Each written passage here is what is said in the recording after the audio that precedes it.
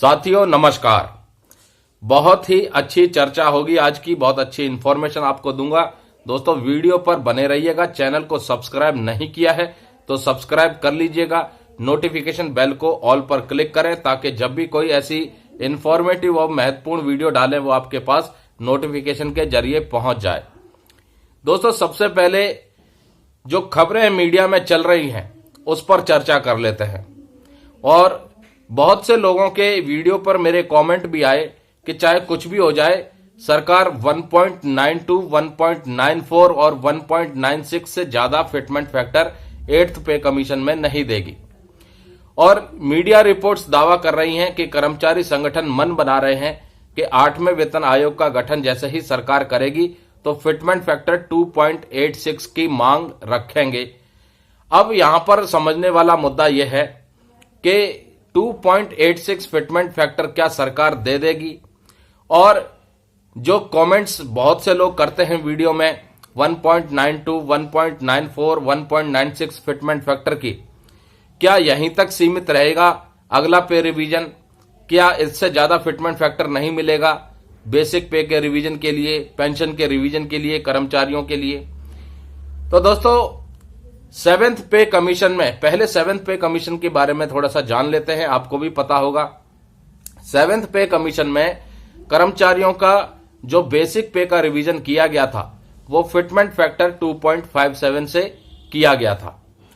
और fitment factor में बढ़ोतरी की मांग संगठनों ने रखी थी कि जो बेसिक पे है, मिनिमम बेसिक पे, उसमें रिवीजन और होना चाहिए।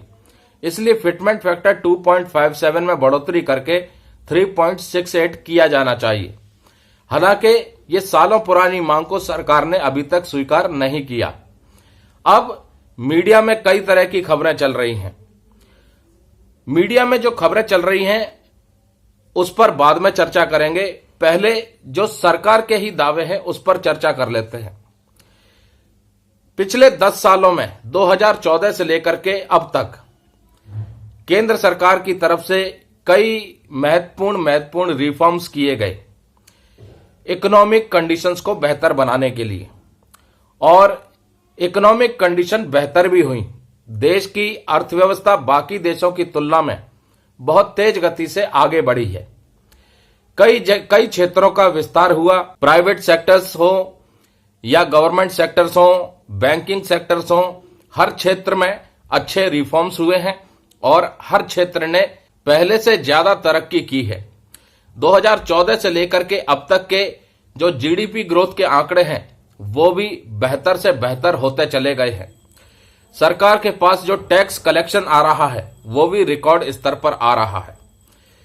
विदेशी मुद्रा भंडार, उसकी भी कोई कमी नहीं है। तो सरकार के पास जो आंकड़े हैं वो बहुत ही बेहतर आंकड़े हैं इकोनॉमिक कंडीशन को ध्यान में रखते हुए। कॉर्पोरेट जगत की बात करें तो पिछले 10 सालों में प्राइवेट सेक्टर्स बहुत ज्यादा तरक्की कर चुके हैं। प्राइवेट सेक्टर्स के जो एम्प्लॉयज हैं उनकी सैलरी में भी काफी बढ़ोतरी देखने को मिली है।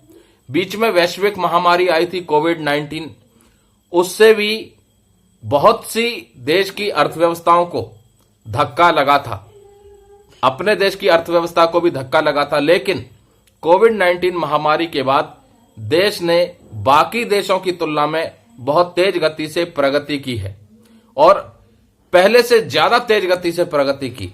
और धीरे धीरे सरकार पॉलिसियों में बदलाव करती गई, रिफॉर्म्स लाती गई और कई क्षेत्रों में विस्तार होता गया, विकास होता रहा।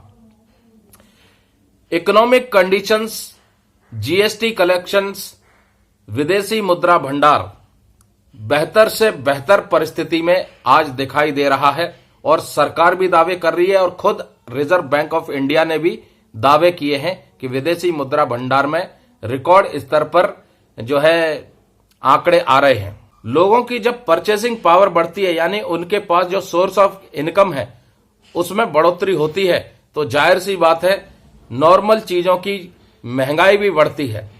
और धीरे धीरे जैसे जैसे देश तरक्की करता गया वैसे वैसे चीजें महंगी होती गईं। इसलिए इस महंगाई से लड़ने के लिए और महंगाई से पार पाने के लिए अब जरूरत भी है कि केंद्रीय कर्मचारियों और पेंशन भोगियों की सैलरी और पेंशन का एक अच्छा रिवीजन हो। बेहतर इकोनॉमिक कंडीशंस को ध्यान में रखते हुए बिल्कुल सही समय है कि सरकार 8वें वेतन आयोग का गठन कर केंद्रीय कर्मचारियों और पेंशन भोगियों को जो सालों पुरानी मांग है उसको पूरा करे। अब चर्चा कर लेते हैं जो मीडिया में दावे चल रहे हैं कि फिटमेंट फैक्टर 2.86 का भी इस्तेमाल किया जा सकता है और फिटमेंट फैक्टर 1.92 का भी इस्तेमाल किया जा सकता है। अभी तक सरकार की तरफ से कोई भी आधिकारिक पुष्टि नहीं है, लेकिन मीडिया रिपोर्ट्स किसी न किसी सूत्र के आधार पर अनुमान लगा रही हैं कि कितना फिटमेंट फैक्टर सरकार इस्तेमाल कर सकती है 8वें वेतन आयोग में। 8th पे कमीशन का गठन अभी तक नहीं हुआ है। मांग रखी जा रही है कि सरकार जल्द से जल्द 8वें वेतन आयोग का गठन करे और केंद्रीय कर्मचारियों की पेंशन भोगियों की सैलरी और पेंशन रिवीजन का रास्ता साफ करे, जो हर 10 साल के बाद होता चला आया है। अभी तक यह भी खुलासा नहीं हुआ है कि सरकार 8वें वेतन आयोग का गठन करेगी भी या नहीं, और क्या दूसरा कोई विकल्प सरकार सोच रही है, विचार कर रही है पे रिवीजन के लिए, पेंशन रिवीजन के लिए, इसका भी खुलासा नहीं हुआ है। तो अभी से इस तरह की चर्चाएं करना कि 8वें वेतन आयोग में इतना फिटमेंट फैक्टर आ सकता है, बेसिक पे का रिवीजन इतना हो सकता है, पेंशन का रिवीजन इतना हो सकता है, केंद्रीय कर्मचारियों की पेंशन भोगियों की सैलरी और पेंशन में अच्छी खासी बढ़ोतरी हो सकती है, तो वो अनुमान लगाना अभी से कहीं ना कहीं गलत होगा जब तक कि सरकार एक क्लैरिटी ना दे। और क्लैरिटी से याद आया कि जो मीटिंग नवंबर में नेशनल काउंसिल जेसीएम की सरकार के साथ होनी थी वो पोस्टपोन होकर के दिसंबर में होने वाली है। तो दिसंबर में होने वाली इस मीटिंग के बाद एक आउटकम आएगा और उसके बाद तस्वीर साफ होगी, एक क्लैरिटी आ सकती है कि सरकार 8वें वेतन आयोग के गठन के ऊपर क्या विचार बना सकती है। तो पहले इस मीटिंग के आउटकम का इंतजार करते हैं और उसके बाद फिर देखेंगे सरकार क्या फैसला लेती है। मीडिया रिपोर्ट्स दावा कर रही हैं कि अगले 4 से 5 महीने में कहीं ना कहीं 8वें वेतन आयोग के गठन को लेकर के सरकार बड़ा ऐलान कर सकती है। उम्मीद यह भी जताई जा रही है कि अगले केंद्रीय बजट में 8वें वेतन आयोग के संबंध में कुछ अनाउंसमेंट किया जा सकता है, लेकिन अभी तक ये सिर्फ और सिर्फ अनुमान ही है।